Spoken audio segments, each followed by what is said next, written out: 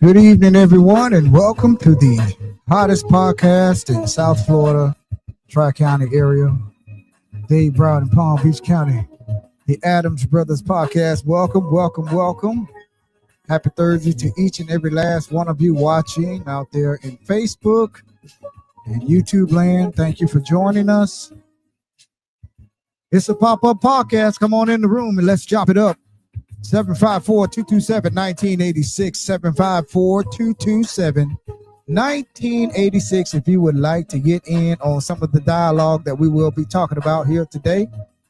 That's all you got to do is pick up the jam line, the hotline, and dial 754-227-1986 from your cellular device or your home phone or your iPad, whatever you can make a phone call from, and you can reach us. Okay, happy Thursday. We're almost to Friday.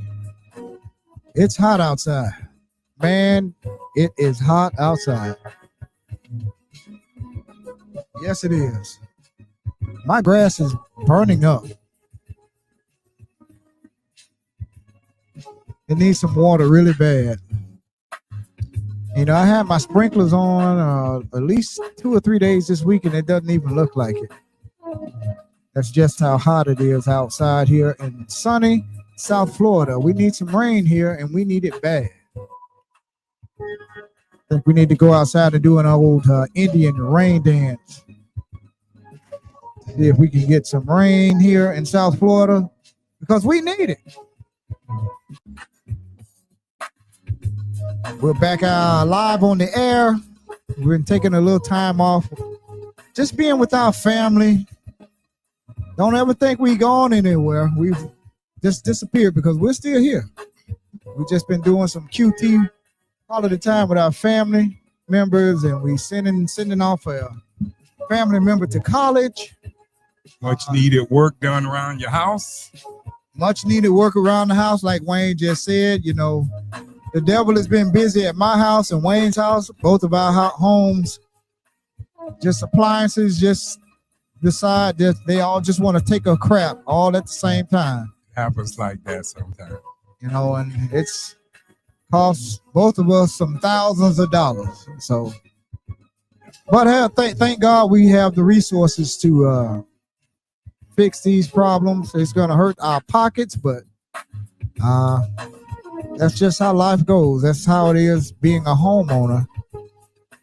You're going to have these things pop up. You're going to have your Home Depot or Lowe's card on hand at all times, because trust me, you're going to need it.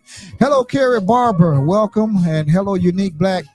Welcome as well. Thank you all for joining us here on the hottest podcast in South Florida, the Adams Brothers Podcast. Thank you, thank you, thank you. Lower that a little bit.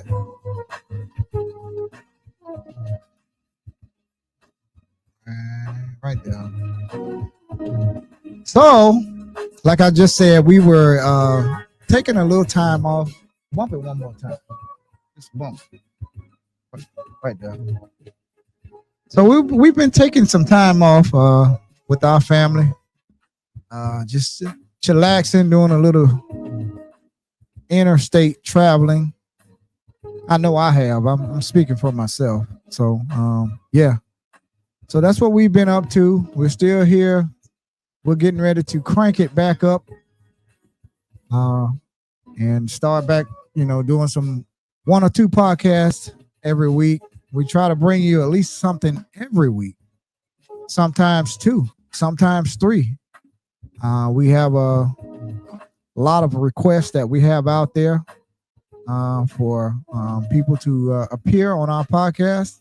We're just waiting for confirmation. We have a panel of guests coming up of grieving mothers and fathers that has had the unfortunate experience of losing a child and burying a child. And these parents are still grieving, like myself. I lost my daughter 4 years ago to sickness, and some of the mothers and fathers unfortunately lost a child to gun violence or an accident. But doesn't matter. We all lost a child, and we had to bury a child. And some of us, and most of us, are still grieving in our own way. And the grieving never goes away. It just gets a little bit better, but it never goes away. So we're going to have a panel of grieving mothers and fathers, and we're going to have a grief counselor here. And we're also going to have a mental health counselor on hand. Our favorite girl, Miss Diana Rice, also went to Deerfield Beach High School. Diana Rice Santiago, some of you may know as Diana Santiago. Class of 1989. Class of 1989, Deerfield Beach High School, home of the Mighty Bucks. So she's going to be our mental health professional here. So we've been getting calls. The panelists are ready to go. We're just waiting on like maybe one person to confirm, and then we can put it together. And I'm sure it's going to be quite an emotional podcast. Might be some tears shed, some watery eyes. But we have to we have to have uncomfortable conversations and talk about uncomfortable subjects and discuss subjects like that here, because there are people out all around this country that's suffering like we are from losing a child, where they're still grieving. The grieving process never ever ends.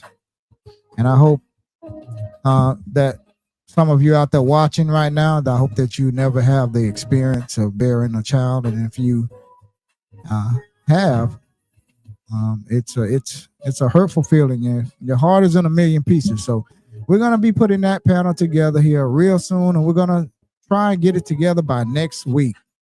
That's my goal. I'm going to try and get it together by next week, and if we can get everybody on the same page next week, no later than the second week in August.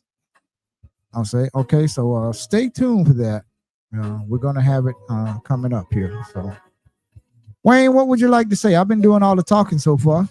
Oh, actually, you covered a lot of things. As far as guests, we have County Commissioner, very popular County Commissioner Lamar Fisher. He's going to be our guest. I believe it's in August. I know it's going to be next month. I don't know. I'm not sure if it's the 11th or the 14th. I have to look at my calendar.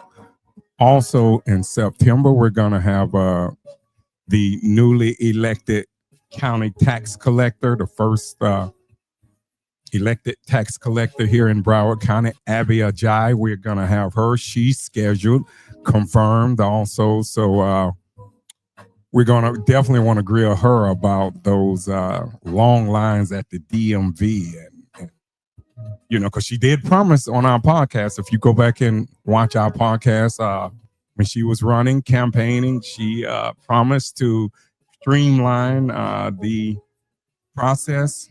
And she also promised to get the mobile truck out.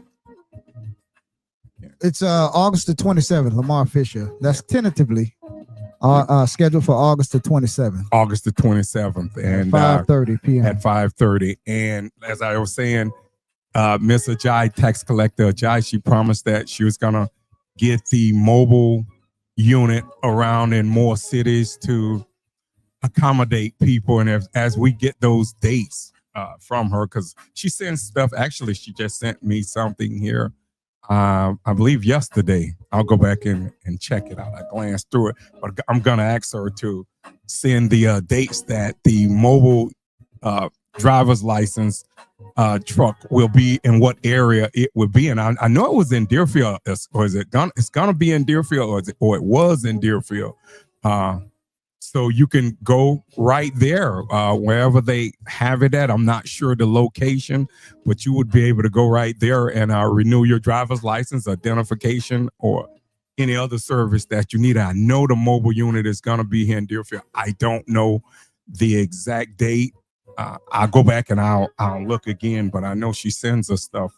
She sends us, her office sends stuff all the time. And that's one thing I can say about her office. She has been very receptive to getting us the information out as far as where the mobile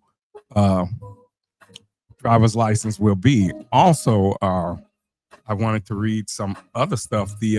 From the City News, the Code Amnesty program ends on September 3rd. So if you have any code violations, that gives you people an opportunity to bring it up, bring their property or whatever the violations they have. That is a good program that was offered. I would hope if you have code violations or liens or whatever on your home, take advantage of that and don't have your home all in liens for years.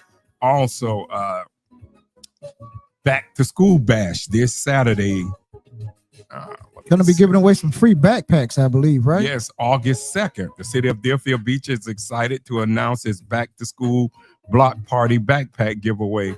It's happening this Saturday, August 2nd. And it's going to be from 10 a.m. to 12 p.m. at the Johnny Tigner Center, 445 Southwest 2nd Street. So again, that's going to be this Saturday, August 2nd from 10 a.m. to 12. And they're going to have all back to school, brand new backpacks filled with essential school supplies, giving them the tools they need for a great year of learning. And again, that's going to be at the Johnny Tigner Center this Saturday. So bring your kids out there, kids, grandkids out, and take advantage. It was nice last year. I was out there. I didn't get a chance to bring my grandkids out there, but it was nice. It was well attended. They had different lines for like the smaller kids, maybe K through 2, and then they had like maybe 2 through 4, 5, and then they had the middle school and the high school. They were all in separate lines. None of the kids went through the same line, and they had backpacks with school supplies, and they had snow cones, and they had little bounce houses out there, and it was nice. So, do you have to be a Deerfield resident? I don't know. I don't think so. I don't think you have to be. Maybe you do. Let me just double check. We'll have to double check on that. But and that event is in memory of former beloved Deputy Harold Morrison. Yeah, aka Dread. Yeah, he was an outstanding stand-up BS Broward County Sheriff's Office deputy. He served. He had put that uniform on proudly and for over 25 years. And he passed away. A good man. Yeah, he passed away. He used to stop by and pull up in the cruiser out there and, pull up and talk to us all the time, man. Real good guy, man. You don't see. Yeah. That was community policing. What Morrison was doing. Yeah, that's community policing right there. He would pull up in your yard, wherever he saw you at. He would be, sometimes when he was off duty, he would come down here and he would just sit and talk, play dominoes, and he built a rapport with the community. So believe me, and if something was going on, people tipped Deputy Morrison off. I mean, his superiors up there, I know, I can say his name now, Deputy, he used to be the Schnackenberg. Schnackenberg hated the Deputy Harold Morrison would come here on his off time and mingle with the people here. He Schnackenberg said that he was too close to the community. Yeah. I mean, that's the most ridiculous thing I ever heard, but that's what I was told. Rest in peace. I can say it now because the man is gone. But Deputy Morrison, he said that. He said that. Yeah. Schnackenberg hated to see him have a rapport with the black community here. But Schnackenberg was so far removed that that's how crimes are solved. And the way Deputy Harold Morrison did it, he came and he would come back, play dominoes with the people, and the people trusted him. Yeah. And that was real community policing. And Schnackenberg never understood that. But, you know, he was promoted over the CID, I believe, and good riddance him from Deerfield because, you know, that guy was an idiot. I mean, I remember he pulled up on my classmates, Darwin Brooks, Papa D's, and Stephon Bell. He pulled up on them one day. They were just sitting out there talking, you know, two cousins sitting out there talking. And Schnackenberg was in an undercover car and he pulled up over there. You know, he didn't even know Darwin was over there just sitting out there at his business on the bench out there. And he pulled out there, jumped out there acting like a jerk. You know, that was the best thing they ever did was to get that guy the hell up out of this district here. I don't even understand how he was the district chief, but I just wanted to say that because I didn't like the guy. I didn't. I thought he was an idiot. I thought he was I thought he made the interactions with the police more difficult than what it could have been. A lot of crimes could have been solved, but that idiot was here making enemies instead of trying to make friends. But I just wanted to say that and get that off my chest about him. But you have to be present for the event at the backpack. Going back to the backpack, you had to be present at the event to receive backpacks and products. So you can't come there saying, well, I got a kid at home. You have to be present. The kids have to be present there. So I just wanted to also say that. Also, have to be present. You have to be present. Also, the Museum of Black History opens in Deerfield Beach and is seeking community stories and artifacts for this community. So if you have any stories, artifacts that you would like to part ways with, you can give them to the Museum of Black History, which they have a wing at the Butler House. And that's located, the Butler House is located at 380 East Hillsborough Boulevard. So if you have any artifacts or stories that history you would want them to know about, swing by there during the days that they are open there. Also, on the next Tuesday, which will be August 5th, there's a commission meeting. They're going to be discussing an update on the BSO. Lot of things going on with BSO as far as the contract. Yep.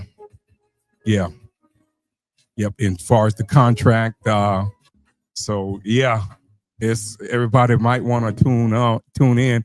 Also, Dodge is here in Broward County, and I heard that I have a copy of the letter too. Yeah, residents. Yeah, me too. I have a copy. Some residents here have requested that Dodge come into, and that's Dodge is the Department of Government Doge efficiency. Yeah. So Doge. I'm saying Dodge. Doge. I'm sorry, folks. Doge is here in Broward County, Florida. They was in Gainesville, but they're here in Broward County, Florida, from a lot of complaints from the taxpayers. A lot of them rightfully so. I mean, Governor DeSantis, I don't agree with him on a lot of things, but it's good to have some oversight and auditing here in Broward County. I know a lot of people wanted to see auditing here of the Broward Sheriff Office. I know people like Elgin Jones has been calling for auditing of the Sheriff Department for a long time. So I don't know what all Doge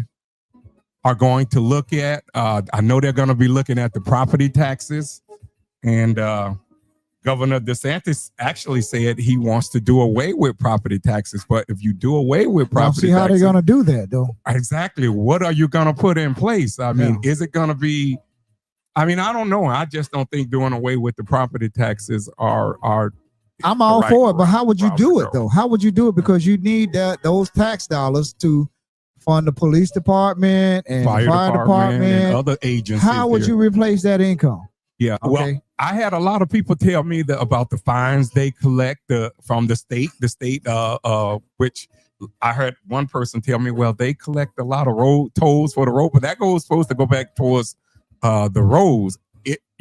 Maybe Doge can figure out is that money being appropriated back for the roads that they collect in tolls and fines. And I had people, right within our community said, critical thinking people that said they would like to see the property taxes, did away with. And I don't know if that's the route to go, but I mean, we'll just have to see what Doge finds. I have the letter right here from Doge. It's from Doge to Mayor Fund. It says, over the last 5 years, the taxpayers of Broward County have watched as your county government has increased burdens on property owners to the annual tune of $450 million in additional ad valorem tax collections, an increase of nearly 45%. This has been a part of the spending spree that has been Broward County's annual operating budget expand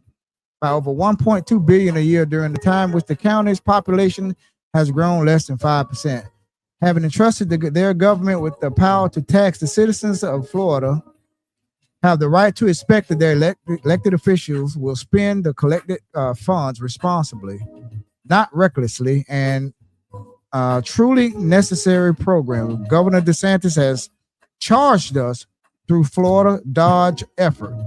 Doge. You want to say Doge, but it's Doge. Doge. D-O-G-E. Doge. Effort to identify and report these type of excessive spending in the county and it says and at municipal level. So they're going to come to the city next. They're starting out at the county and then they're going to come to these cities.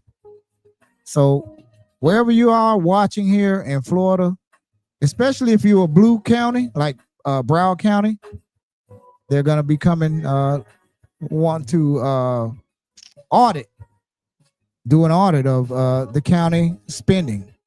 And I think it's warranted. Yeah. There's a lot of wasteful spending. Let's just face it. There's a lot of wasteful spending. Maybe they might find in government.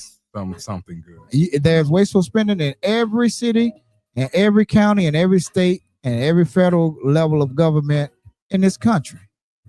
There's wasteful spending in everybody's budget. I don't care who you are. They can get on here and say, "Oh no, not my budget." Oh no, it's not my budget. We don't have any wasteful spending. That's a bunch of BS. Okay. There's a bunch of wasteful spending in there. So as long as they keep it honest, and not try to bring politics into it, then yes. And the letter just goes on to say that Broward County sources of revenue and expenditures the Doge has earned identified an additional information needed for our review. In exercise of the governor's authority under the Article 4, Section 1 of the Florida State Constitution, the Chief Financial Officer's authority under the 2025 Florida State Statute and the 17.05 Office of Policy Budget Authority under the laws in Florida, chapter, blah, blah, blah. It's just going on rambling a bunch. So please reach out to Doge team and Q and OPB to provide us with an on-site contact for those dates and propose any questions regarding this request at blah, blah, blah, blah. This is kind of blurry, so that's why I'm having a little trouble reading it here, but it is blurry. Even the memo that I received, I mean, I don't have it with me, but I did see the memo that was sent by the state because we get those media alerts and alerting us that Doge is in Broward County, Florida. So they're going to be looking at a lot of things. Like I say, again, a lot of people would love for them to look at the Broward County Sheriff Office and the increases that they have been asking for, which, I mean, they're asking for a lot, like Pompano, like 27%. Deerfield, I believe, like 9 or 10 or 11%. 12% increase. Yeah. 13 almost. But yeah, I mean, like I said, it's going to be a Doges here. So they're at the county level and they will be coming to the city level, the municipal cities here. And they're going to be looking at everything, you know. And of course, again, try not to bring politics into this, but I don't see how you can't when Broward County is a blue county. And DeSantis would love to just turn it red and do whatever he can do to, you know, turn it red, redistricting or whatever they do, you know, to Yeah, just keep the politics out. keep politics out of it. If there's do wasteful your spending, job. find it, identify it, and hold the people accountable. Yes. But don't start bringing politics into this. Oh, the Democrats can't do this and the Republicans can't do this. Nobody don't want to hear that crap. No. Okay. Just do your job. Find the waste. That's why so much political violence here in this country, around this country right now. Move on from that, man. I don't want to talk about that. So the city of Delray Beach Parks and Recreation 5th annual Unity Festival weekend. Come celebrate our 5th annual Unity Festival with us August 1st 3rd through the 3rd, 2025 at Pompey Park. August 1st, it's a back to school skate night.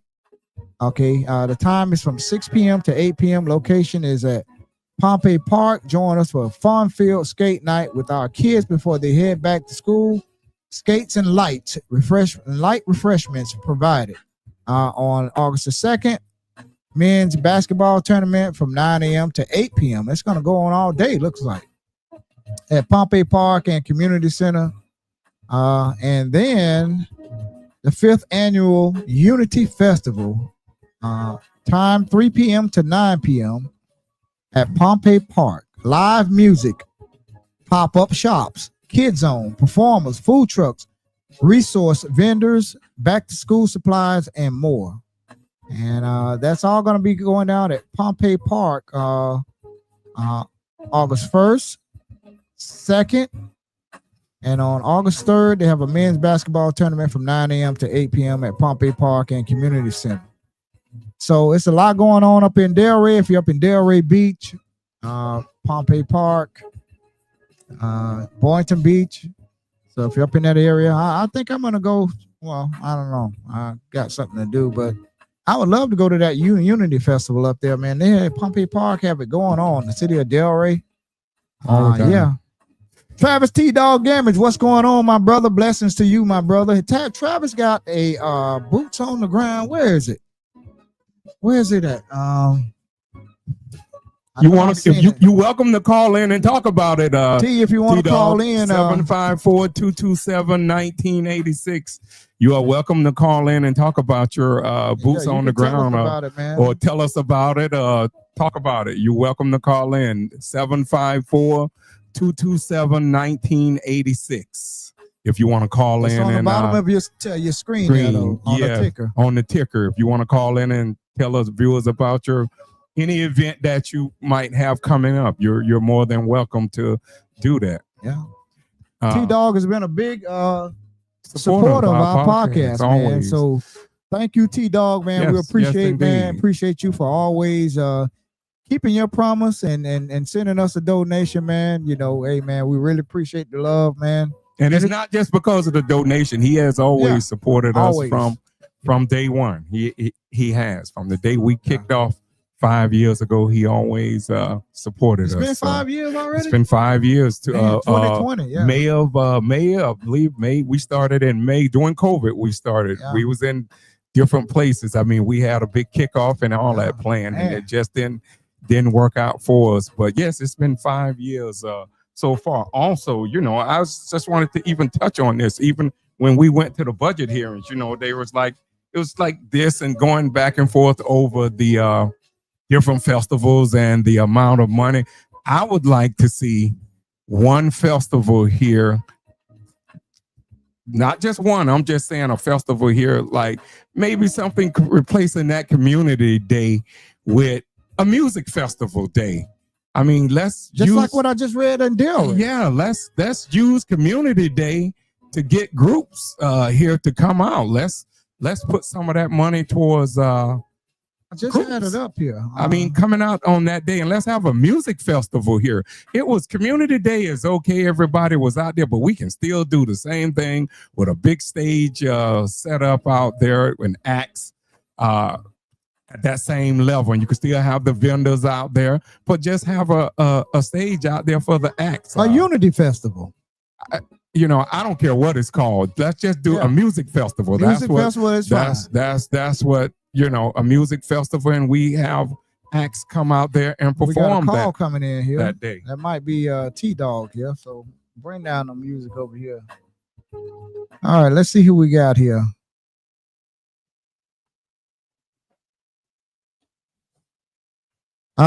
Whoever that was calling in, go ahead and call back. I think I have it back. Let's see if I'm hooked up here. I know I was just getting ready to do something, a missed call from.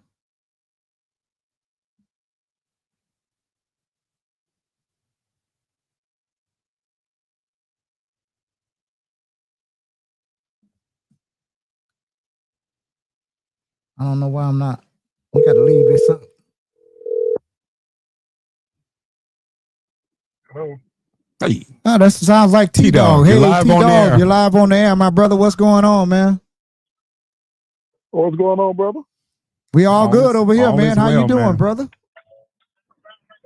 Hey, man, bless. definitely.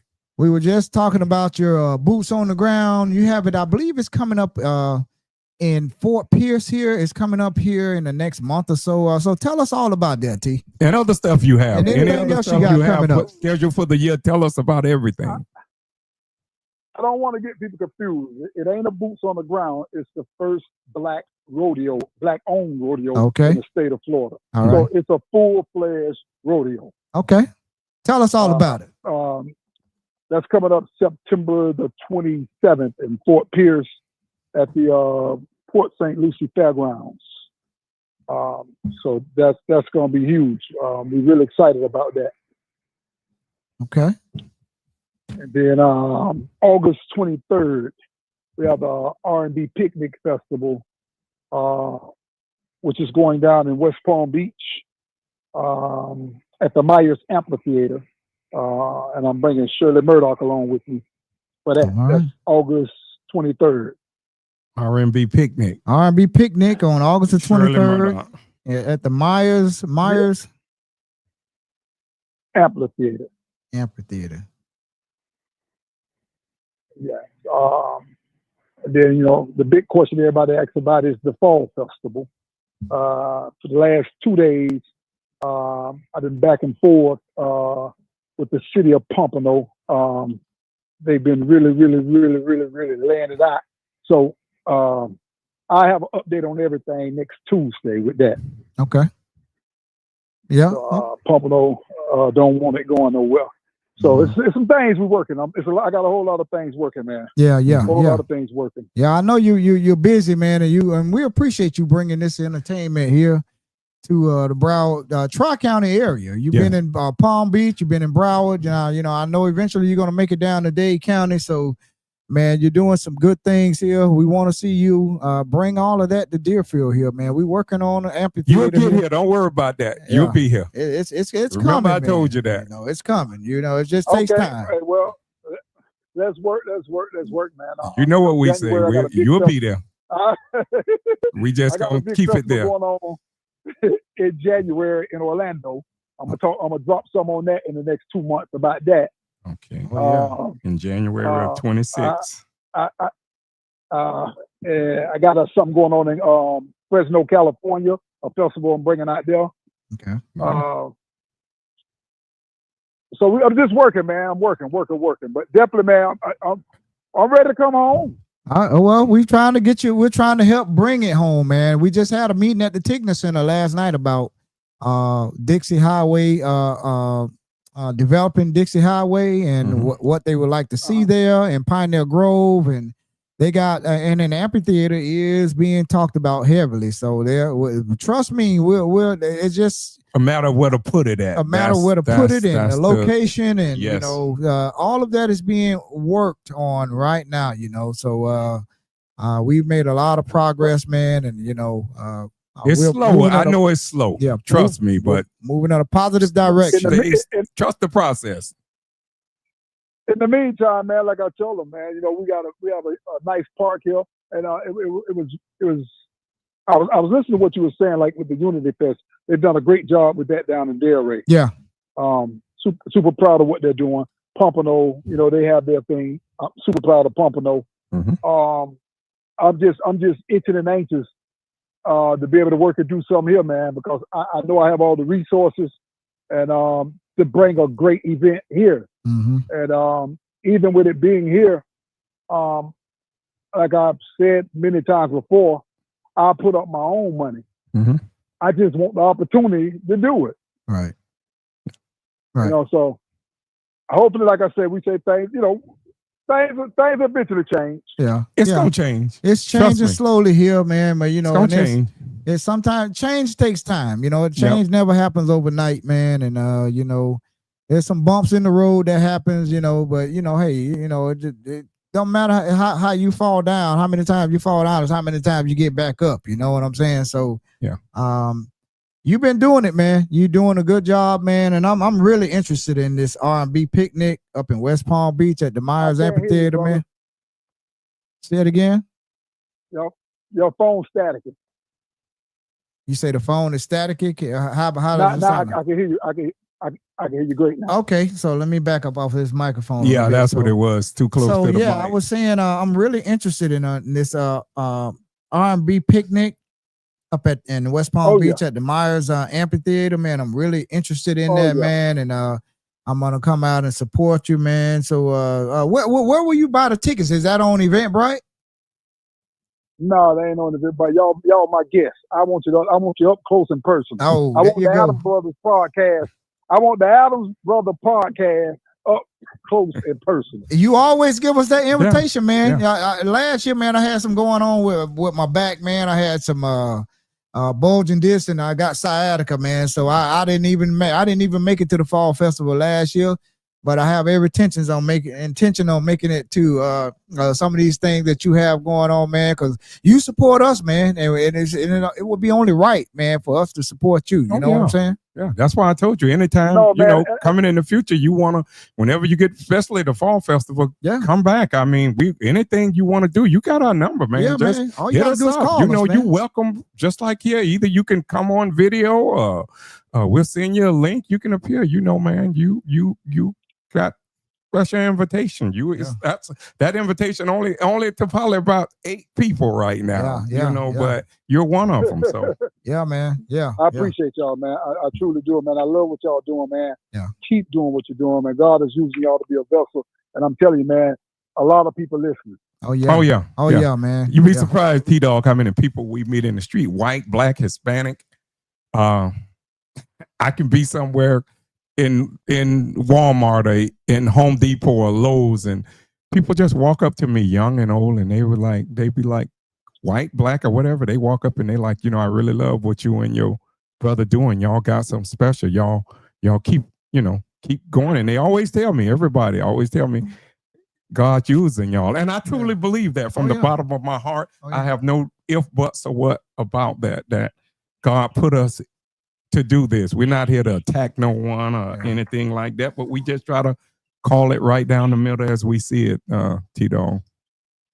Great job, fellas. Great job. And I'll continue to support y'all, like always. Much love and respect to you, man. So whenever you get a flyer, man, always send it to us, man. So we can post it on our page. That's right. Text it to me, text it to Wayne, and we'll make sure we post it up on our page, man. And man, like I say, you support us, man. We're gonna blast your events out there. We're gonna help you advertise it, man. So keep up the good work, man, and we appreciate you here. And don't get discouraged, man. No. Don't get discouraged by Deerfield or wherever else, man. You just keep doing what you can control. That's all we can do, man. We can only do what we can control. The rest, let it fall. It's gonna fall in place at some point. I promise you that.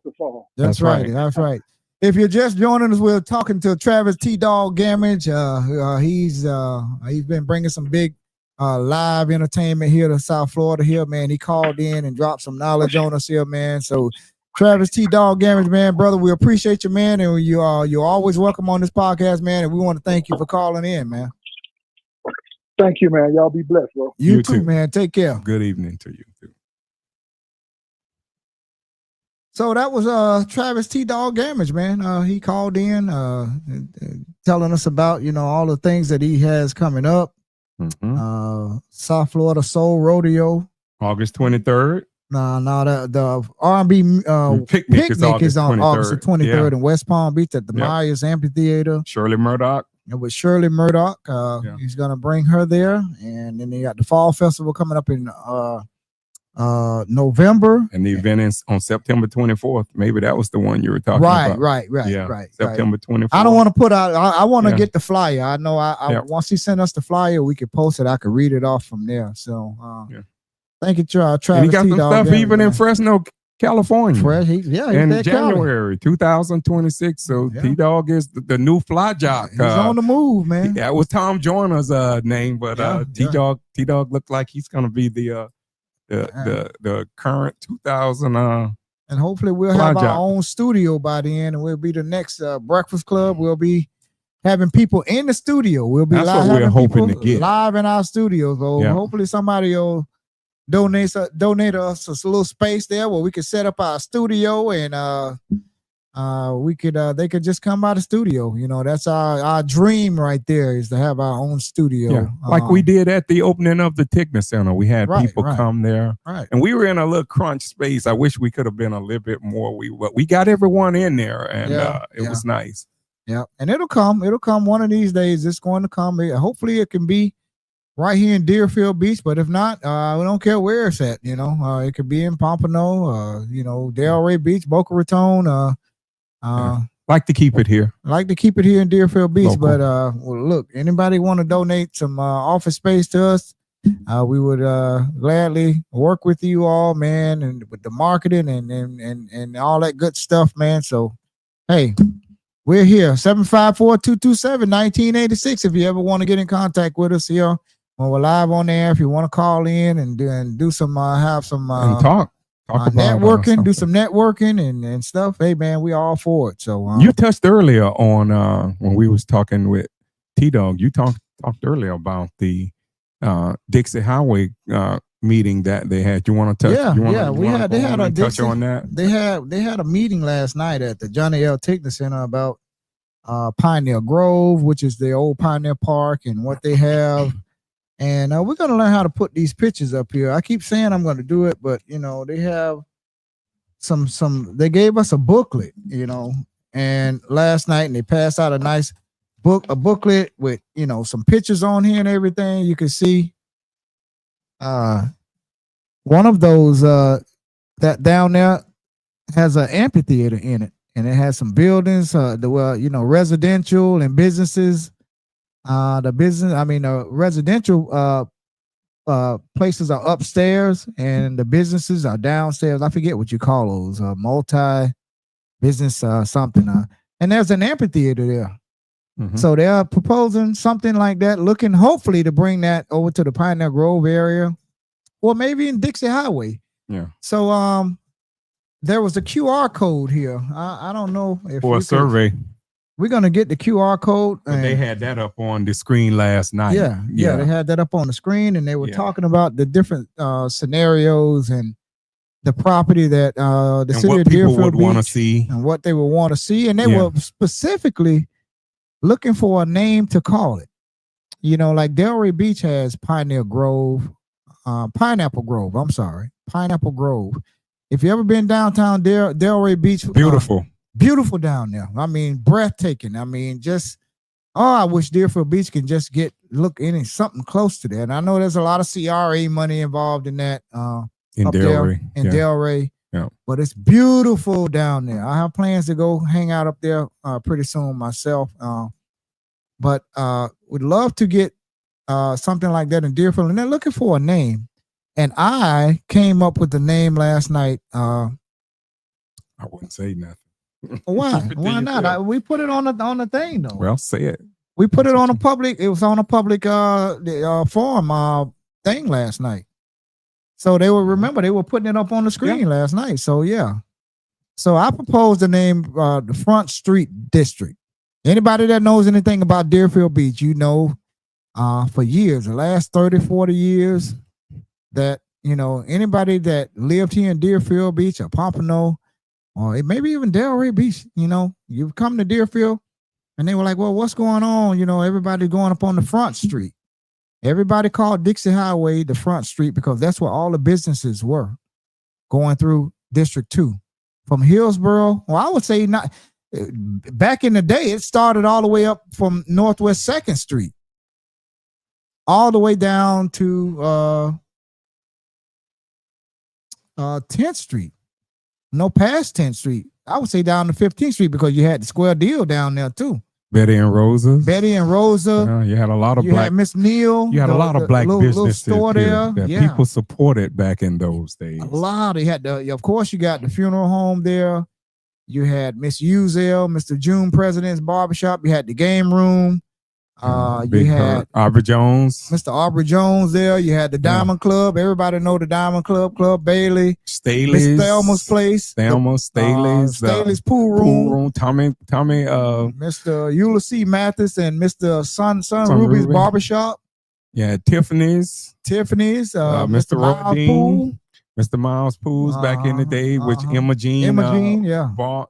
You had DNR, you had DNR, Thompson Records, yeah, Thompson Records, yeah, yeah. Mr. Merv Thompson, Mr. Mervyn Thompson. Fixed TV. So it was a lot of black businesses owned there. businesses that was on along that Dixie corridor. Right. So my years point ago. was that everybody identified Dixie Highway, that corridor there, as the Front Street.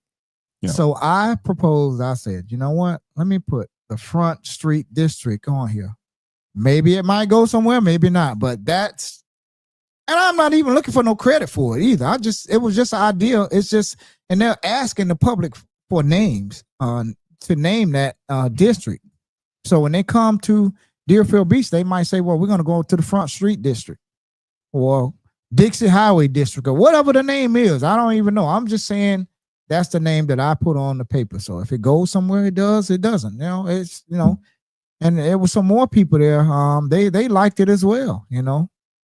And when I said it, they were shaking their heads. Even Pastor Theotis Times, he said, "Man, I think that's an outstanding idea that you came up with." He said, "That's a good name for it." Everybody here appreciate the history. That's history. So yeah, you know, that's appreciate the history. Everybody that was here in Deerfield really appreciate the history of.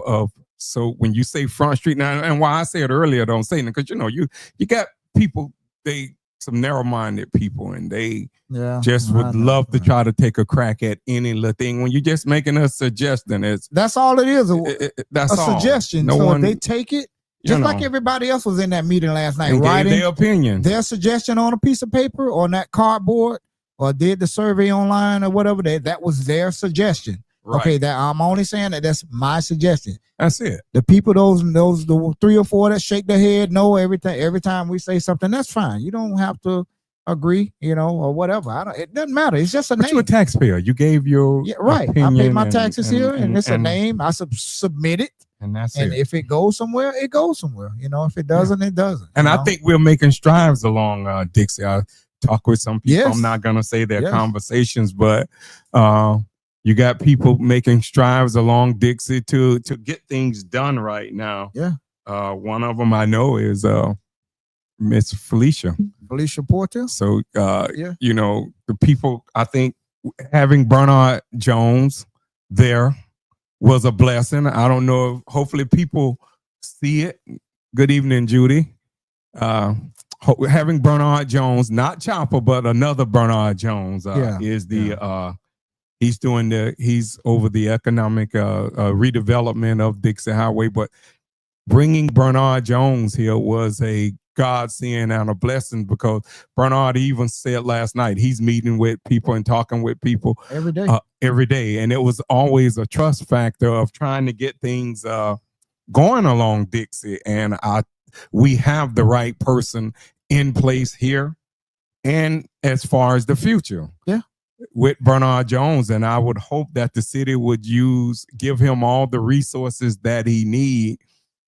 Bernard can get Dixie built up. Yeah. He can bring the right businesses in here.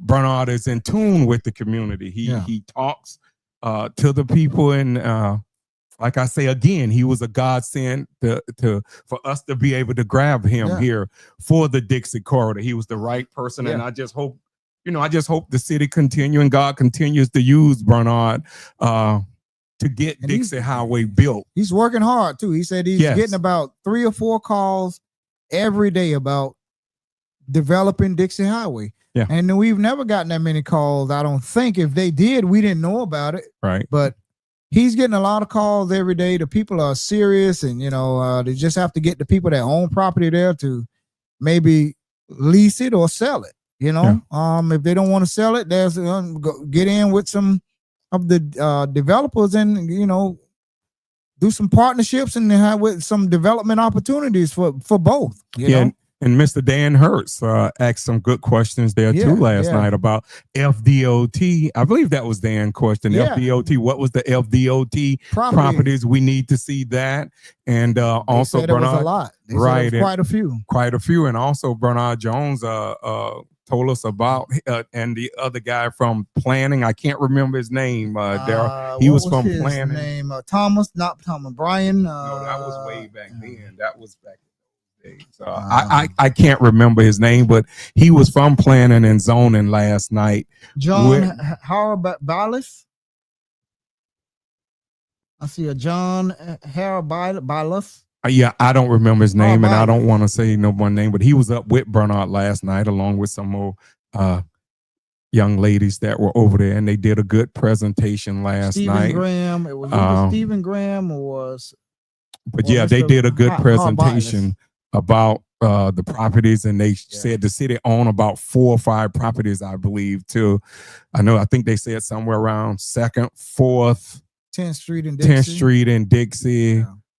And I know they talked about partnering, having discussions with the churches, with the church down there off of 10th, maybe as far as leasing some of the land that they need, as far as getting something built on 10th Street and Dixie and along that whole corridor. Yeah. I have no doubt we can get the things that we want, and hopefully in the next 5 years we see some progress finally on Dixie Highway, because we've been waiting to see that progress we've been waiting. I mean, it's been almost a 60-year journey for me trying to wait to see something down there.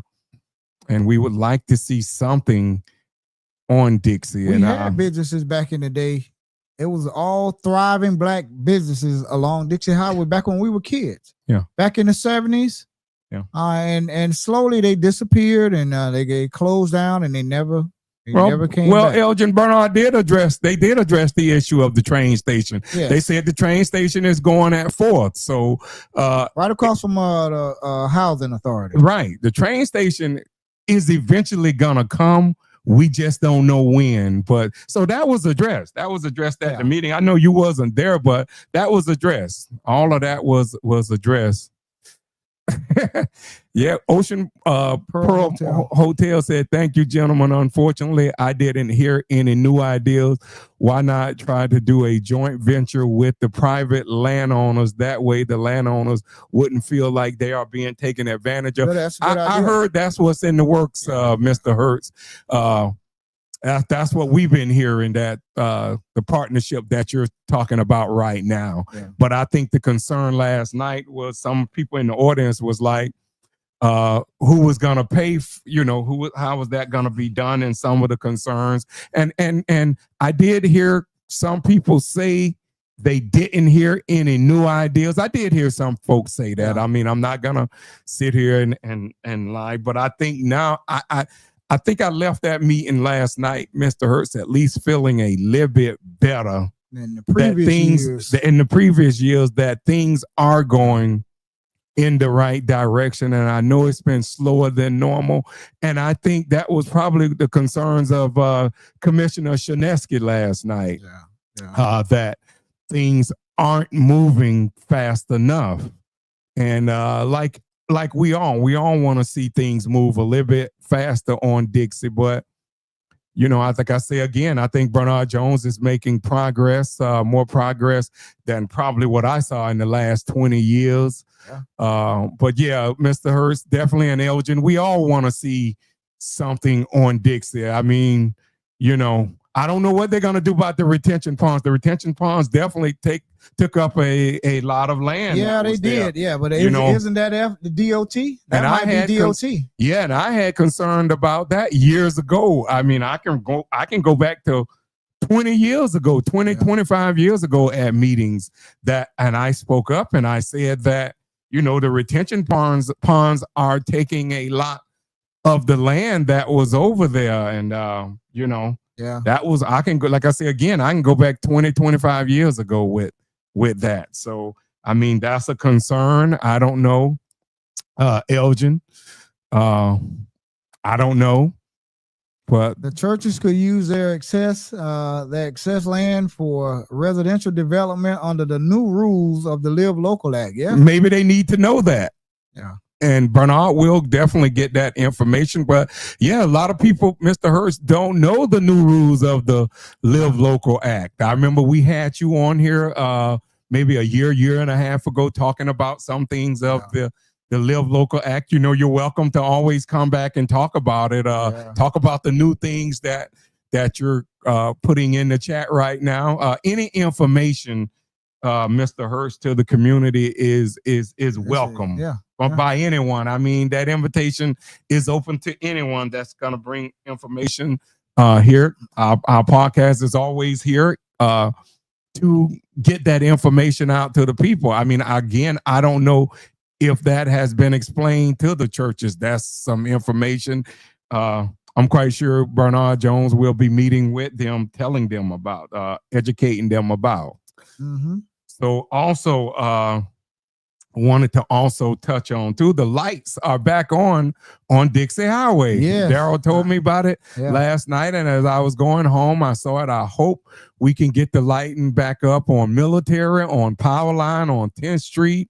Hopefully they got something in place now to catch these thieves that's stealing the copper. I hope so. I hope they do, because if not, Dixie is going to be back dark in about 2 weeks. Yeah. Hopefully they have something in place. But if not, those thieves, they come through and see the lights on, and they always, like I said, I've been watching them. They don't hit the lights on the corner where the traffic lights are. They'll go and start in the middle of the street. So they start hitting those lights. Mm-hmm. And then when they get close to the intersections, they leave those on. But in the middle, like you go up a block or two from one or two blocks, where they start hitting those lights first. So people be vigilant, when you're coming down these roads, and they're not just doing it here in Deerfield Beach, they're doing it all over Broward County. Yeah, they're stealing these thieves, are stealing this copper Power line. 10th Street. I came down 10th Street last night, Southwest 10th, close to Military. It is dark over there. I wish I could just catch them, man. It is pull up at the right time to see them out there. And all you got to do, just ride down there. If you see one light out, you know that they've already started. Yeah. If you see one or two out, you know they've already started. Yeah. So something tell me I might be wrong. I pray to God I'm wrong. Some tell me they're gonna start here in the next. They give it a few days. Hopefully, law enforcement is doing round the clock checks on Dixie. I hope they got some surveillance. Starting put a camera wherever that wire is at. Starting at night. I hope they have cameras there starting at night. And they watch those cameras like a hawk. They got to catch these guys. They've been doing this for over 5 years now. Yeah. I mean, and it's like I don't think no one has been arrested yet for all. I mean, one time I remember going down, the lights were out on Federal. I mean, Military Trail. It was all in the news. Rebecca Medina was on talking to CBS 4. Talking about that, but also the Packer Rattlers are back. Look at some of the videos on the City of Deerfield Beach website, and you'll see the Packer Rattlers. Hopefully, they have a winning season here. Everybody, hopefully, everyone continue to support the Packer Rattlers. And anything else there? I know if anything else. I have also the City of Deerfield Beach. They're going to be honoring Mr. Joe we call him Joe, Joseph Alberino. Yes, that's right. Joseph is going to be retiring from the city of Deerfield. I'm going to read this. It says, please join us in celebrating the amazing career of our recycling drop-off attendant, Joseph Alberino. After 33 years of service to the residents of Deerfield Beach, Joe has helped thousands of Deerfield Beach residents learn a proper way to recycle. Joe's last day will be Saturday, August the 2nd. So please visit him at the recycling drop-off center to say goodbye and wish him the best while you still can. Joe has been such a tremendous asset to our city over his long career and will be greatly missed. We wish him all the best in the future. Thank you, Joe. And thank you, Joe. He's a very, very, very nice guy, man. He used to work with us alongside of us. He worked under my dad. He worked under our dad.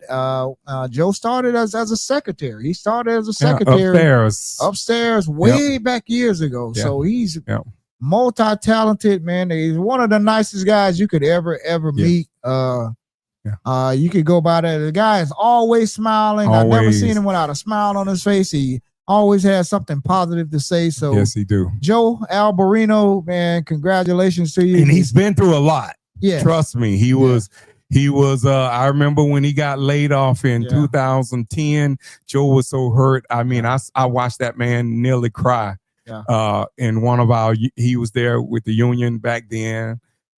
We were talking to him, and I felt so bad, but a lot of people got laid off back then, and that was definitely one of the lowest times in Deerfield Beach history. But they brought Joe back, and I'm so glad. I'm so glad, happy to see him retire from here. I mean, I know when talking to stop by there and see him. I'm gonna stop by and wish him. I know Chad always had said, Chad Gressick had always said, you know, Joe is a mainstay here, can stay here as long as he want. But Joe always talked about his wife. He always, you know, to stop there and talk with him. He would always ask about my parents. Like I say, I work with Joe. We work with Joe. We didn't work in the same department. We worked in different departments. But whenever we went to the garage or over to facility maintenance, you would always see Joe at the early years in the 90s back over there. And he was always smiling and always a breath of fresh air back in those days. Also, too, you got something else? Yeah, I have one more thing here. Also, when they have fond memories of this guy, former Deerfield Beach High School assistant principal, Mr. Donald Dijon. He was 93 years old. He used to live right in Deerfield Beach over by Deerfield Middle School by former Mayor Peggy Nolan. He passed away at the age of 93 on Thursday, July the 10th. Mr. Dijon was born on May 14, 1932 in Springfield, Illinois. Mr. Dijon grew up in Springfield, Ohio, and graduated from Springfield High School before going on to college in 1950. Professionally, Mr. Dijon was an educator in the field of education for 35 years as a teacher, guidance counselor, and administrator. He served as the head football coach at Northeast High School and assistant principal at Deerfield Beach High School.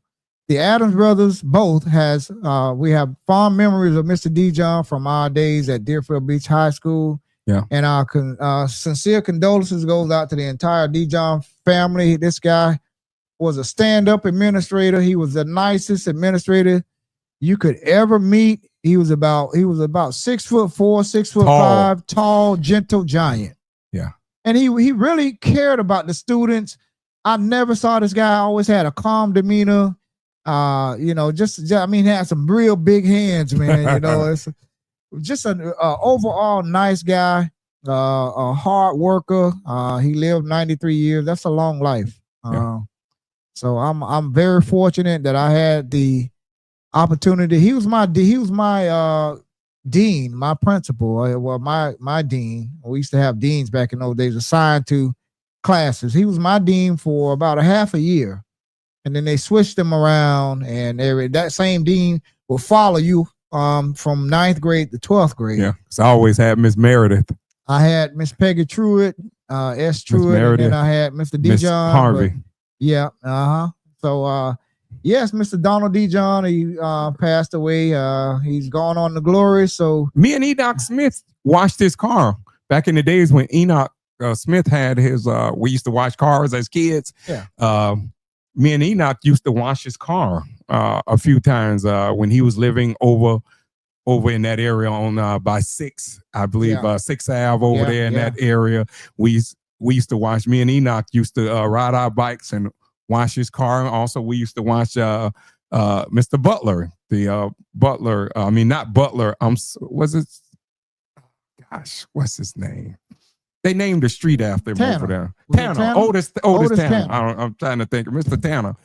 We used to watch Amy. Amy K. Tanner. Yeah. Amy K. Her father, we used to watch, me and Enoch, and sometimes you, Daryl, when you was, we all used to go watch Otis Tanner and Mr. Donald D. Young car. Watch his car. So yeah, we used to, as kids, we used to go watch his car. So those were fond memories of that.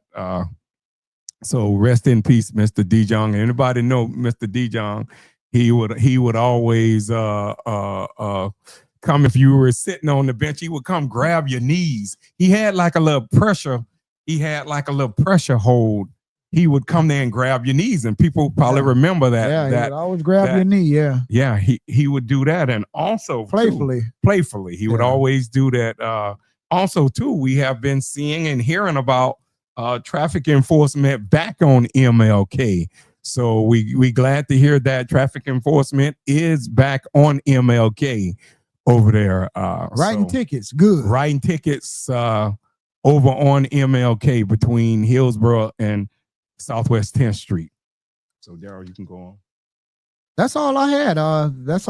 Well, also too, we had lost some people.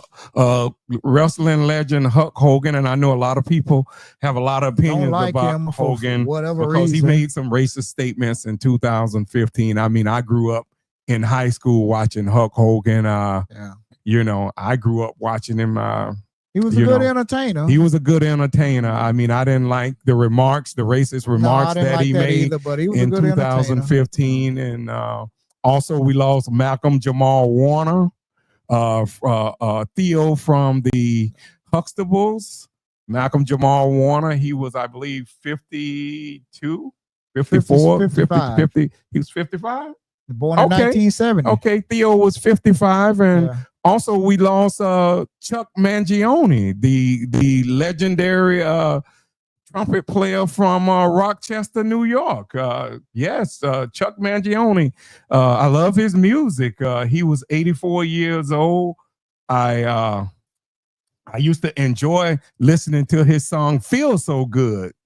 If you remember back in the days when the TVs used to go off at 12 o'clock at night and come back on probably around 5 o'clock. You youngsters, y'all wouldn't know about that because y'all got 24-hour round the clock TV. But the TVs used to go off back in the days around 11 or 12 p.m. And then early in the morning, we would get the U.S. Army, the Marines, Ozzy Osbourne too. Thank you, Patricia Saunders, Ozzy Osbourne, the legendary rock, and from the syndicate show, the Osbournes. We lost him too.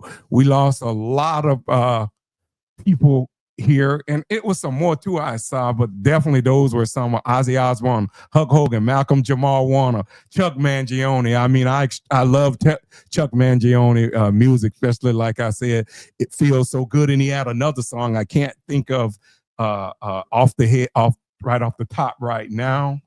But yeah, we lost some good people here. Malcolm Jamal Warner. They said today, I saw today that Hulk Hogan apparently died of a heart attack. I know he had been struggling with some health problems.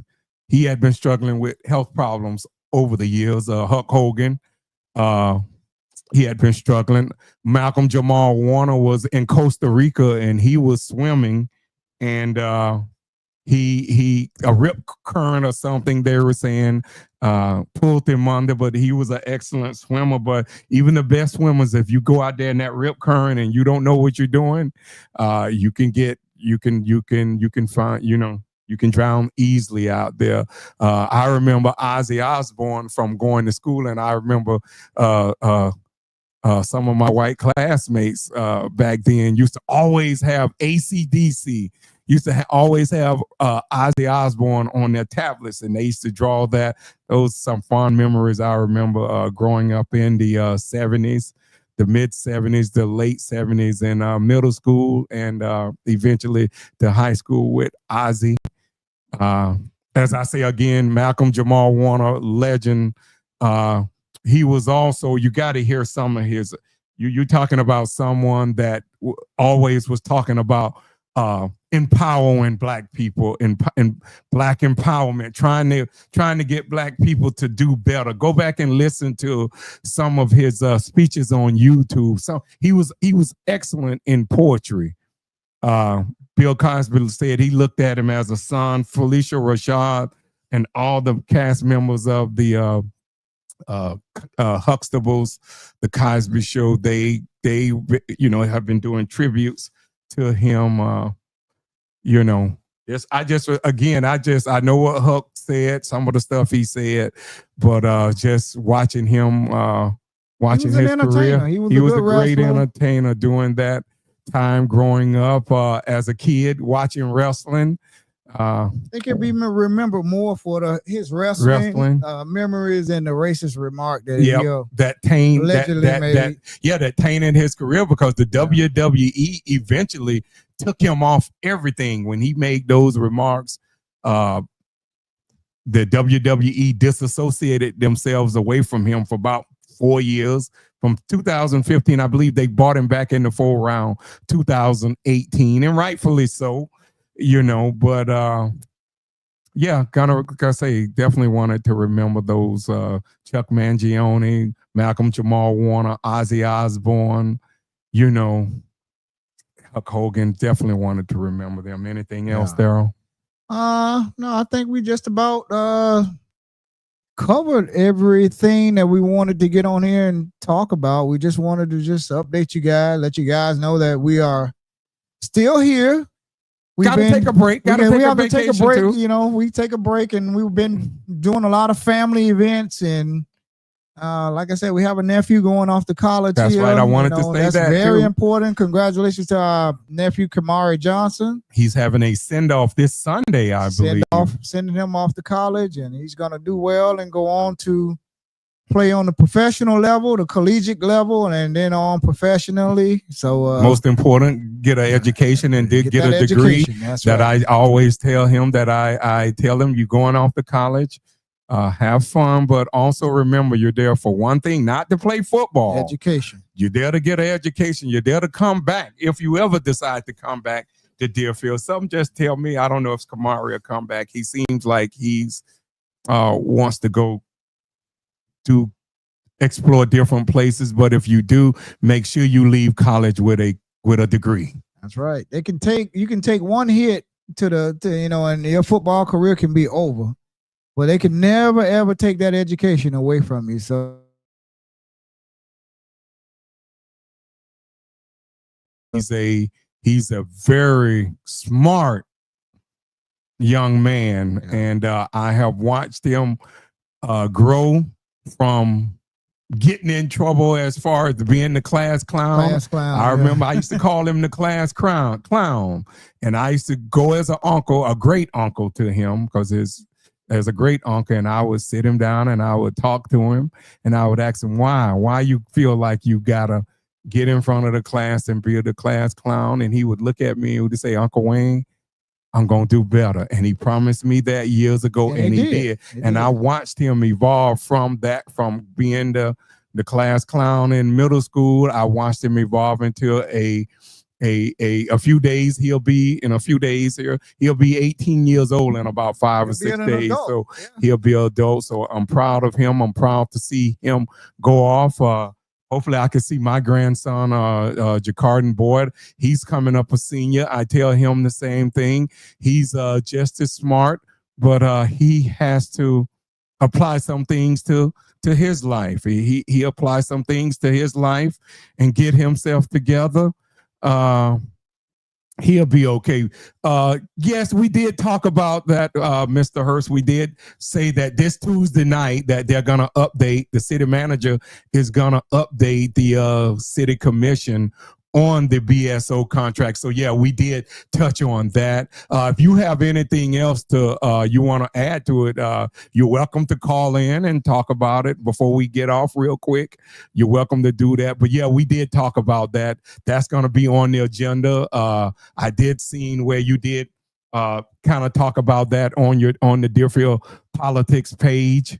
So I did piggyback off of that and talk about that. So yeah, everyone, there is a commission meeting this Tuesday, and again, the city manager Rodney Brimlow is going to update the residents and the commission on the update with the BSO contract, and that's something that I think is very important. We did say about Doge was here, and I know Elgin Jones, who's in the chat, probably, and Mr. Hurst and others would definitely like to see Doge look at the sheriff department, and rightfully so. Some of the spending that's coming out of there. We have reached out to Sheriff Tony to try to get him to come on our podcast and explain that. I don't think he's probably a come on in the middle of budget hearings, but you never know with Sheriff Tony. He's been friendly with us, so right. you know, he's never turned us down. We could put it to you that way, you know. And so yeah, I would definitely like to get the sheriff back on here to explain explain the you know, the reasoning for all of these a lot of that. And I also heard from a good source too that the police union has asked their ranking member files and some of the deputies to also come to the commission meeting because they're looking for a raise. You know, I'm kind of mixed about that because I don't know how long we're going to be able to sustain these high salaries and high pension costs. I don't know. I mean, like I say, I would like to educate myself more on their salaries, but I just don't know as a city here, a little city here in Deerfield Beach, how we're going to continue. And hey, look, I have nothing against law enforcement or any other people.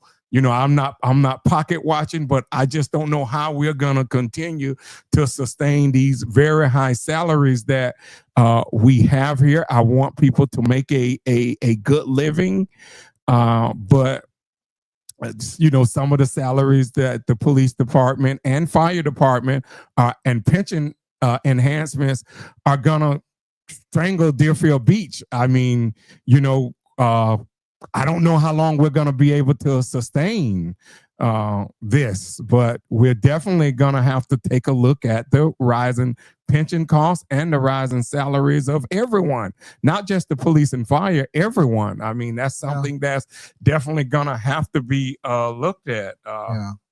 And it's it we all know, everybody, you work hard and you want to have a retirement pension coming in, you know, money coming in steadily. Yes. And in the 401ks, it's something, but we all know 401k, they run out of money, and after so many years, and then you have to budget yourself. But the defined benefit pensions, they go on forever. I mean, if you live, when you retire, if you live another 30 years, you get a check in the mail every month. Yeah. And for some a substantial amount, and it's not nothing someone is giving you. You work for it. You earned it. You worked for it. They earned it. So you can never come on here and say, you know, that the good to see you too, Amber. You know, the officers don't deserve this, because they do. Yes, they work do. For it, they work hard. They work very hard and yes. put their lives on the line, and every single day. And my son is a police officer, so I wouldn't have nothing against police officers at all. But there's a fiscal responsibility that you also have, or you know, you have a responsibility to be responsible with the way we spend our money as well. So so I again, everybody needs a raise. Everybody's food goes up, everybody's eggs goes up, everybody's gasoline goes up, the clothes, everything that everything's going up for everybody. So I don't have a problem with the No, cost me of either. living Every now and then, but we can't. Yeah, you know. we these escalating pension costs is going to strangle the people.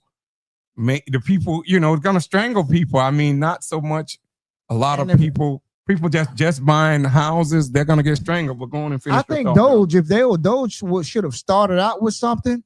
Those should have started out with the insurance industry. Yes, That's what they should have started out at, because we all know that this insurance industry, the homeowners insurance, the car insurance, the life insurance, everything that has to do with insurance, that's where they need to start out. They need to put a strong hold. They need to regulate them more. They need to put a real chokehold on and regulate them, because these people do what the heck they want to do. Now they're requiring people to have flood insurance. Yeah. If you're not even in a flood zone, you have to have flood insurance. Even for your automobile, they want you to have flood insurance now. Yeah. Okay. And then the first time you file a claim, they drop you. So I don't ever condone violence. We're gonna get back to that in a moment, Mr. I don't ever condone Hertz. violence or anything, but you see how that guy unalived that CEO of United Health. Yeah. I mean, I can't. I don't condone murder. That wasn't right. You don't take a life. You try and change things the other day, but people think that way. I don't think that way. But I'm just saying, there's people out there that, that these crazy, just regulate, put a strong hold on these insurance companies and this is the insurance industry. That's what Doge needs to start at. Yeah, okay? Definitely with the insurance industry. Maybe FP&L at some point too, because I think everybody is trying to take advantage of everyone. It's a monopoly right now, in South Florida. and we don't need that. Also, I wanted to go back. Go ahead. Daryl, can you scroll back up a little bit? I want to go up to what Mr. Hertz said earlier about where he said he don't understand why Pompano and Deerfield Beach don't even want to discuss teaming up for police and fire. That would be a good idea. I heard that floated out there one time. We've heard that. Even Elgin Jones, who's in the chat, said that, and I think that would be a good idea of a regional police department. I think that's something that Deerfield Beach probably should look at. Pompano and Deerfield teaming up to form some type of regional police department. Yeah, that is a good idea. I mean, right now, let's just look at it. There's nothing wrong with, like Daryl always say, it's nothing wrong with looking at. That is a good idea. I mean, I heard you have to look at them. I heard that floated out there, and I would hope that our commissioners and the city manager would look at doing something regional between Deerfield and Pompano. We are in close proximity, so that would be something nice to do. I think that, I think that is something that we need to look at. You definitely need to look at it. Now you need me to go down? Yeah, it says Ocean Pearl Motel said that is why Rodney Brimlow a hard time, because he has inside information as to where the wasteful spending is after 26 years on the force. Okay. And Patricia Saunders said Doge needs to go after the insurance companies. They do. And put a cap on some of the charges they hitting us with. Yes, indeed, Ms. Saunders. That definitely, because that insurance affects more people than anything. That affects all of us, because whether you paid your house off or not, especially I feel for the people that are still paying mortgages. I'm on third base right now. So, but still, that is still gonna hit at home to the people that are struggling to pay insurance. My insurance right now, with the flood insurance right now, is about $8,000. When I first moved in my house 31 years ago, I wasn't even paying $800 a year for insurance. Now, how amazing was that? I was in 1994. I was paying, like, for everything was probably about $800, and that was when that was 30 years ago. Home, that was the home and the wind insurance. It was only like $600-700. I mean, now I'm at about close to $8,000 a year with out of your retirement salary, out of your retirement, or whatever. I mean, and it's worse for other people. Like according to where you live. If you're closer to the beach, that 8 probably is about 30. Yeah. Okay. 15. at 15. least 20, 15 17. a year. Yeah. And but yeah, they definitely need to take a look at the insurance industry too. And Mr. Hurst, yeah, well, that was in the past when the mayor was here, but hopefully now the commissioners. And I heard people right here in our community saying that Pompano and Deerfield Beach needs to team up and try to come up with something regional. And we've been trying to get the mayor to ask him questions. We have reached out to him, Pompano. He won't. For some reason, he don't want to talk to us. I'm not gonna say he don't want to talk, but I'll say it. He don't want to talk to us. Trying to put us off. He avoiding us. He play like he don't see the emails, but when you get him in public, oh yeah, I'll be on. Sure, I'll come on, and then you send him an email. Oversight. He don't even look at it. He won't respond back. So I don't know. I mean, it's questions like that, Mr. Hurst, that we definitely want to ask the Pompano commissioner about. I mean, those are questions I definitely want to ask him, and I'm going to keep reaching out to him. Actually, that was one of the things we wanted to talk to him about, Yeah. regionalizing the police department, possibly looking into it. But some of those Pompano commissioners down there, they feel like, well, how is it going to benefit Pompano to go on a podcast that's based out of Deerfield Beach? Well, you know. Well, let me answer that question for you there, Mr. What's the Pompano mayor? Ms. Perkins? No, the mayor. Yeah, Rex Harden. Mayor Rex Harden, yeah.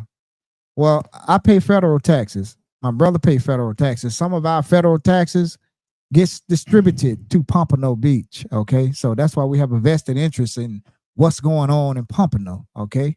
So we understand that when we reach out to you, and then you're always nice and cordial to us in public, but when we send you a friendly email to come on here and just talk about, Miss Perkins declined too, so I don't want to decline too. Beverly Perkins, she wanted to come on, and then she declined. She's no different, and that's no shade on her. But we just wanted to just get Miss Perkins on here and basically introduce her to the people. It wasn't no agenda. We didn't have no agenda. Was trying to set up for no trap or anything like that. Everyone that been on our podcast know we have been more than cordial and fair to everyone. Everyone, you would never come on this podcast and be disrespected. I don't care whether you're Republican, Democrat. We're gonna always. It's one thing we're gonna do. We're gonna treat you with respect on this podcast. Yeah. I don't care what no one else might think about you. But if you come on here, you're going to be treated with respect. And I'll promise you that on everything that I have. The day I have to come on here and Shanghai you and trash you, I'll get out. Yeah. And I mean, it's just something about those Pompano elected officials down there. They don't want to, if you're not living in Pompano down there, they don't really want to talk to you. Well, you keep that same energy when it's time to run for something at the county or the state level, okay? Well, they reached out to us when it's election time. They'll reach out to us. Oh yeah, that's what I'm saying. When it's time to when it's time to run for something that when they reach out to us, want to come on in Pompano, you want to go to something down at the county or run for something in the state. Oh, I want to come on and talk this. Okay, well now we really don't want to talk to you. Okay. We don't like to be petty like that, but we don't like to be ignored and brushed off either. And look, if you don't want to come on our podcast, just tell us, hey man, we don't want to talk to you. I don't have nothing. I mean, I'm not going to berate no one that don't come on our podcast, but I mean, how would it benefit you? We just want to ask you some questions. You're a public official. You're elected official. You're getting taxpayers' money from Pompano, and there's nothing wrong with getting you on our podcast, asking your questions. And I would hope if someone else have a podcast and they reach out to Deerfield Beach commissioners, I would hope that those commissioners would go on their podcast and talk. You shouldn't have nothing to hide for. I'm saying when I do run, I'm going to be open to anyone podcast because I have nothing to hide. I have nothing to go talk to someone else podcast about. I mean, whoever want me, I'll come talk to you. I have nothing to hide. That's all I have to say. Okay. Well, we have been on here just chopping it up like we always do. It's always good to see everybody in here. Patricia Saunders, Ocean Pearl Motel. And I saw Amber Berry. Yeah. Amber Berry, her sister was Amber Cleans. She changed her Facebook name, but that's Amber Berry. Her sister was murdered. Was that the one, the boy? I believe yes. They're trying to Did link. you reach out to her one time I about? believe so. Amber, if you still would like to come on here and talk about us, Was that your the murder sister? on 27th? Yeah, yes. Yeah. Well, I thought we Yes. reached out to her. She's welcome to come on and talk Yeah, about that So anytime. Amber, so we see you there. I know that's you, and that's been me who's been back and forth talking to you on through the email. So and through the chat. So Amber, you're always welcome. You have. I thought we invited her on to maybe I don't know. come. It's been a while, so I can't remember. We have had so many guests. We would love for you to come on and talk about your sister's murder. Absolutely, we'd love for you to come on and talk about it. So let's set something up. Amber Berry, since if you're watching out there, get in contact with me. We'd love to set you up and bring you on the podcast. I'll contact information. Well, no, our email. We need to put our email. I thought our email was on our the email picture. address is Adams ADAMS Brothers BROTHERS pod. That's right, POD, Miss Saunders. at gmail.com. Adams Brothers POD at gmail.com. So Amber Berry, if you we be love so to hear. kind to send us an email, we'll reach out to you, and if you Bring you on. would like to, Right. if you would like to Talk about your sister's murder. right, we'd Yeah. love to talk to you about it. What Patricia Saunders said, thank you. They will need you in the future, and when that time comes, don't turn them down. No, I don't no. know. I wouldn't turn them down, Miss Saunders. That's the Again- time you will show their true face-to-face public, true face-to-face to the public by asking them on live why they didn't come when you invited them. Now, Right. I No, agree. we never gonna stop asking Mayor Hardin of Pompano. We send him. We like I say, we were told that He told us. no, I'm saying we were told about Miss Perkins say it wouldn't benefit her to come on. Our So, podcast. How would it benefit her to come on our podcast? no deal. I have nothing against Miss And Miss that's how you Perkins. I feel. used to That's how watch you her feel. on Media Yeah. One back in the days. I don't We have don't- no We're not one upset thing- with you. No, I don't. So if she's hearing this, I don't want no one to go back and say, "Oh, they were talking about you." No, they wasn't. We just said that she declined to come on, and I hope in the future, Miss Perkins knows we have reached out to her. She knows she's more than welcome to come on here. I think she's a vast wealth of knowledge in Pompano. So she's welcome. Also, we want to holler at our girls, Sarika Peterson. Join her podcast tonight at 7 p.m. Bottoms Up Podcast. That's Shout our out girl, Sarika Peterson. Sarika, Shout out. she's getting things done in Pompano. Yeah. She brings all those people. She had Rex Harden on her Bottoms Up podcast here a few weeks ago, and I think she have someone from the city manager's office of Pompano She Beach had on her Patricia podcast. Williams. Yeah. Yep. Patricia Williams on there. Yep. Former state rep Patricia Williams was just on there. The city manager. Yes, she manager? was on there, Dan. He was on there for 90 minutes. Yeah. And we maybe we could. I'm quite sure we can get him. We just have to use our channels But through Sarah the thing- to get him The on. That's thing all. is, we both talked to Mayor Rex Harden Yeah. in person, and whenever we send Mayor Rex Harden an email, we always call their secretaries and we verify. We stay Yeah. on the phone and say, "Hey, did you get the email?" And the secretary would always say, "Yes, sir, we have the email." We will make sure that he gets the email, so we know he's getting them. So, hey, look, that's all we're saying. If you don't want to talk to us, just say, "Hey, Adams Brothers, look, man, I don't have the time to talk to you guys right now." Don't keep telling us, when we see you out in public and we call you out, and then you want to come and say, "Oh yeah, I'll come on and talk to you," but then you ignore the email. So Yeah. look, it's no shade being thrown No. at any of you guys. No, they don't have to come. If you don't want to come, we don't beg anybody to come on this podcast. Yeah, You know what I'm that's saying? cool. So No, we're and good over here. and it's no hurt feelings. Trust me when we say that it's no hurt feelings because you don't No. come on our podcast. It's not because we have plenty of people like we say in waiting. We're gonna have Broward County Commissioner Lamar Fisher on. Outro. And we're gonna have Abby Ajay on. They both have confirmed. We're gonna have them on, and if anyone else that have information or good information for the community, you're more than welcome to come on. I mean, and you're more than welcome to send us flyers. You're more than welcome to do that. So just wanted to say that. But that is all. I hope everyone. Okay, Mr. I got Hurst, one more thing before Mr. you. Hurst has put the number to Dodge in the chat. The number to Doge. I'm sorry. Doge is 850-717-9361. That number again, the Doge is 850-717-9361. Okay, and before we get up out of here, there's also an NFL preseason game tonight. The Detroit Lions and the San Diego Chargers will be playing tonight. The first preseason game tonight is at 8 p.m. They are going to have the 2025 NFL preseason begins July 31st with the Hall of Fame game between the Los Angeles Chargers and the Detroit Lions in Canton, Ohio. The preseason then continues with 3 more weeks of games culminating in late August. The first full week of preseason begins August the 7th. So that's tonight. So that's why we're getting ready to hop up off of here. Also, too, congratulations to I know it's a good bad week for Shannon Sharpe. He was fired from ESPN after his lawsuit. Not his lawsuit, but the lawsuit was filed against him by Tony Busby out of Texas with his young girlfriend. And ESPN fired Shannon Sharpe, but also his brother Sterling Sharpe. Anybody that remembers going to the Hall of Fame? Sterling Sharpe, he was a beast back in the days.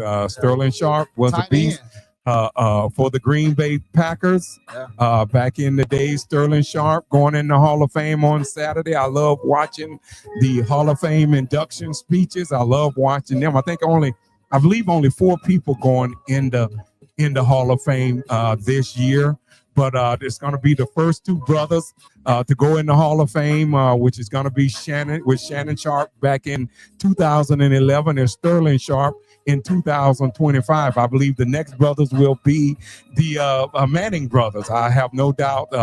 Eli definitely belongs in the Hall of Fame. Peyton is already in there, but Eli will be next. I believe that will be the next 2 brothers in the Hall of Fame, and maybe after that might be the Bosa brothers. I believe those 2 brothers have a good chance too. And the Bosas right here, their dad played for the Miami Dolphins back in the days, John Bosa. They have a real good chance somewhere in the future if maybe of being the 3rd brother duo to make it in the Hall of Fame.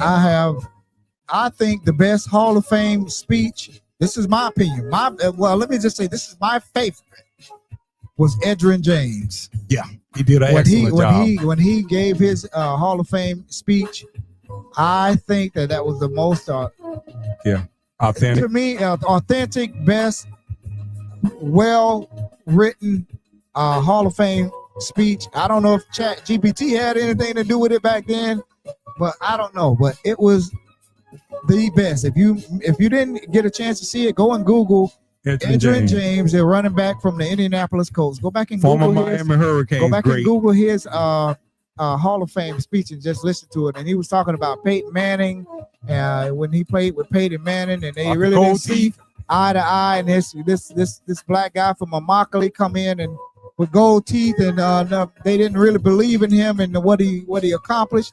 It was the best, I think. In my opinion, it was my favorite.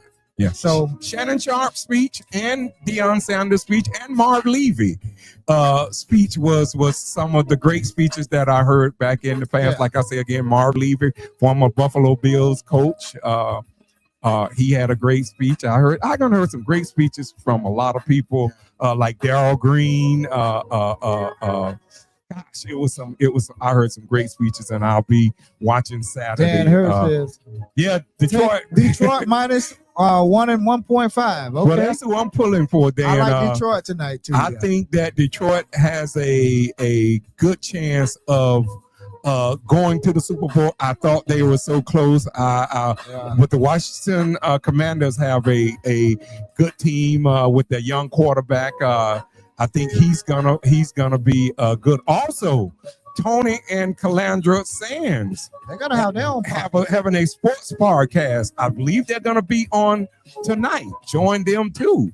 They're going to be talking about sports, and we all know Tony is very knowledgeable in sports, and his wife Calandra is very big knowledgeable. Miami Dolphin A fan. huge Miami Dolphin fan like me and Huge. Daryl. Yeah. So, Mr. Hurts, are you a Dolphin fan? Mr. Hurts was from Ohio, so he's probably a Cleveland Brown or Cincinnati fan, Bengals huh? fan. I know Elgin Jones, he likes the Dolphins. He's an undercover Miami Dolphin fan because he always talking about Miami. Yeah, He yeah. claims to dislike them, and then you ask him or press him, he always say, well, it don't matter to me. Well, that's not a good answer. We know you like the Miami That's Dolphins right. because you always talking about them. But just wanted to say that with the sports, John. Join Tony and Calandra Sands tonight on their sports show. Serica Peterson, join her on her bottoms up at 7:00. Oh, you're a Chicago Bears Chicago fan. Bears. Okay. Okay. Yeah, Okay. Well, our Dolphins took care of y'all and stopped that perfect season in 1985 Yes, we with did, Dan yeah. Marino. So yeah, that's one claim to fame we hold. But we just want to say, everyone have a good evening. Enjoy football. I'm gonna enjoy football season is here. We get a chance to argue with our Dallas Cowboy fans, Meldrick Passmore, Dion Benefield, and all the rest of those Cowboy fans, Tony Sands. We get a chance to argue with them and go at it with them on Facebook. So this is a good time. We want to wrap it up. Everyone, good evening. Everyone, stay safe out there, and we'll see you back here most likely next week. Everyone, take care. Thank you all for rocking with the hottest podcast here in South Florida, the Adams Brothers Podcast. We would be nothing without you. Thank you all for watching out there. Happy Thursday to each and every last one of you all. Enjoy the preseason game tonight. And we're going to try to have that podcast for the grieving parents maybe next week or the week after that. So stay tuned. We got some real good stuff coming up for you. Thank you all for watching. Thank you all for rocking with us. We love you, and there's absolutely nothing that God bless everyone out there that was in the chat. can do about it. Good night, everybody.